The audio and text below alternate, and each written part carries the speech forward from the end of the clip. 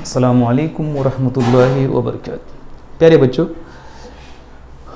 आज हम हुरूफ तहज्जी की मुख्तलिफ आवाज़ों के बारे में पढ़ें। हमने अ, आ, ल, म, न, र इतने हुरूफ पढ़े थे। अलिफ, अलिफ मद आ, लाम, मीम, नून। हर हर्फ की 3 मुख्तलिफ आवाज़ें निकलती हैं, एक ज़बर के साथ, दूसरी ज़ेर के साथ और तीसरी पेश के साथ। हम इन आवाज़ों को और उनसे बनने वाले अल्फाज को पढ़ेंगे। जैसे अलिफ है, अलिफ की एक आवाज़ आती है अ, जैसे अल्लाह।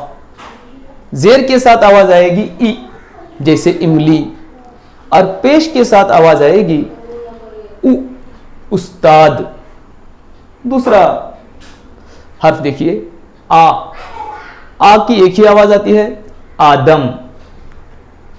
ये लाम है, लाम की 3 आवाज़ें हैं ल, ली, लू।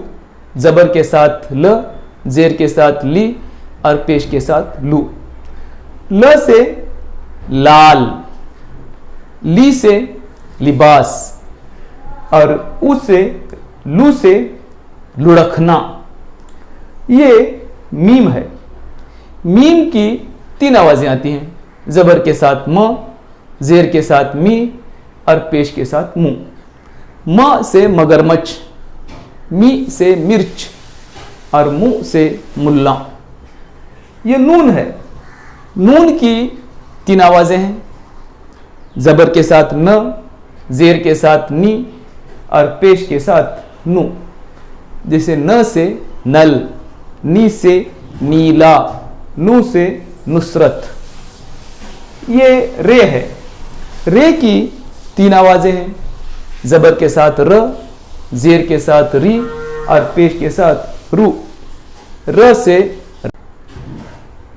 से रस्ता, री से रीत, रू से रुकना।